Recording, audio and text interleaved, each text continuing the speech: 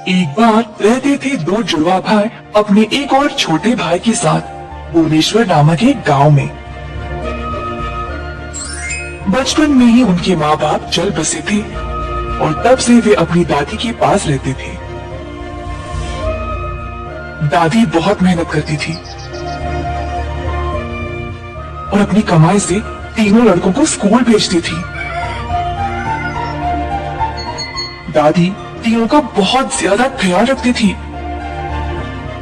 पर वे बहुत ही आलसी बन गए और अपने आप कुछ नहीं करते थे सिवाय सबसे छोटा प्रेम के, जो अपनी दादी की मदद खेत में किया करता था। सालों बीत गए और दादी जुड़वा भाइयों को लेकर परेशान थी। मुझे देखो बच्चों, मैं बहुत बूढ़ी हो चुकी हूँ, मेरी सेहत भी ठीक नहीं रही, मैं ज्यादा समय तक जीवित नहीं रहूंगी। कृपया अपना ख्याल खुद रखना सीखो ताकि मेरे मरने के बाद तुम परेशानी में ना पड़ जाओ। तो फिर प्रेम का क्या? प्रेम तुम दोनों की तरह नहीं है, ये तो जानते हो ना। वो रोज मेरे साथ खेत पर आता है, घर के काम काज में भी हाथ बटाता है और तुम दोनों बस खेल कूद में और सोने में समय बिताते हो। प्रेम जिम्मेदार है, तुम दोनों को उससे कुछ सीखना चाहिए। दादी की बात सुनकर राम और श्याम बस चुप रहे। अगले दिन से दोनों भी खेत जाना शुरू किए, पर जल्द खेती बाड़ी से ऊब गए और पहले की तरह आलसी बन गए। दादी अम्मा बहुत निराश हो गई। कई साल बीत गए और जुड़वा भाई और भी आलसी बन गए। दादी की सेहत भी बहुत खराब हो गई और अंत में वह चल बसी। दादी के मरने के बाद तीनों भाई बहुत ही अकेले पड़ गए। प्रेम बहुत परेशान हो गया और घर छोड़ने का फैसला किया। वह अपना सामान बांध रहा था जब राम और श्याम उसके पास आए। प्रेम, कहीं यात्रा पर जा रहे हो क्या? नहीं, मैं घर छोड़ रहा हूँ। पर क्यों और कहाँ जाओगे? मैं थक गया हूँ तुम दोनों को पालते पालते। तुम दोनों मुझसे इतने बड़े हो और तुम लोगों को खुद जिम्मेदार बनना पड़ेगा। अपने भविष्य की कोई फिक्र नहीं है क्या? खुद का घर नहीं बसाओगे कभी? अपने परिवार का ख्याल कैसे रखोगे?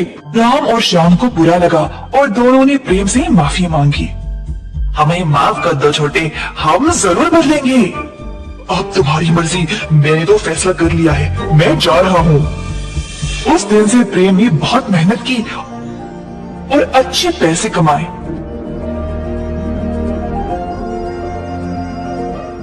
जल्द उसने खुद का मकान भी खरीद लिया। अब जुड़वा भाई अपने जीवन के बारे में सोचने लगे।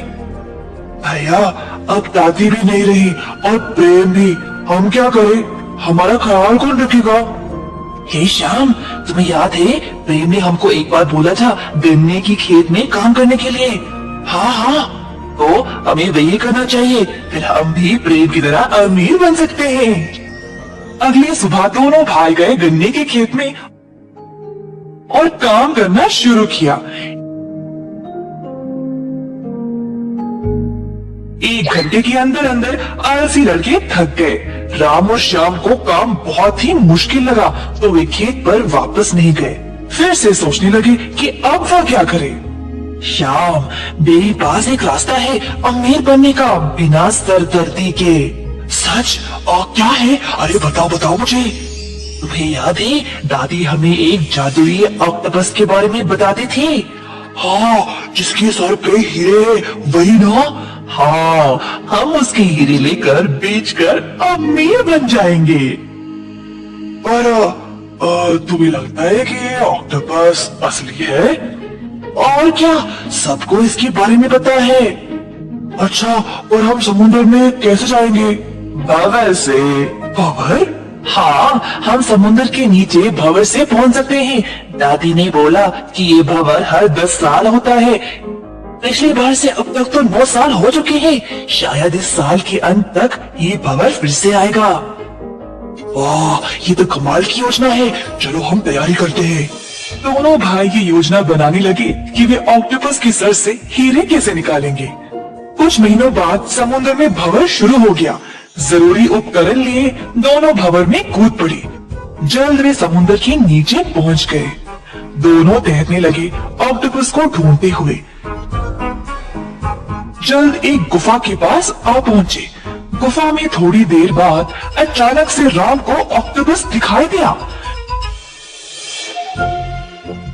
योजना के अनुसार राम ऑक्टोपस के सामने आ गया और नाचने लगा उसको विचलित करने के लिए, और इसी दौरान श्याम ऑक्टोपस के ऊपर चढ़ गया हीरे निकालने के लिए। परंतु ऑक्टोपस को बहुत गुस्सा आया राम का बेहुदा नाच देखकर। एक हाथ से उसने राम को पकड़ा, दूसरे से श्याम को। समुद्र के ऊपर आकर दोनों को जोर से फेंक दिया।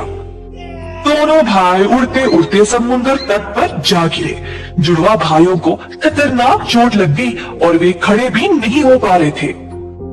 संयोग से प्रेम उसी रास्ते से गुजर रहा था और अपने दोनों भाइयों को रेत पर पड़े हुए देखा। परेशान होकर उनके पास दौड़ता गया और पूछा कि हुआ क्या। उनकी कहानी सुनने के बाद प्रेम बहुत निराश हो गया और बोला, हाय, अच्छा हुआ जो भी हुआ, अब तो तुम दोनों को सबक मिल गया होगा। अमीर बनना है तो मेहनत तो करनी पड़ेगी, ऐसे रास्ते चुनोगे तो बुरी तरह से फंसोगे। इस घटना के बाद दोनों भाइयों को एहसास हुआ कि मेहनत से ही वह कुछ भी पा सकते हैं। अंत में दोनों गए वापस गन्ने के खेत में काम करने के लिए और अपनी रोजी रोटी कमाने के लिए। आलस्य एक बुराई है जो विनाश का कारण बन सकती है।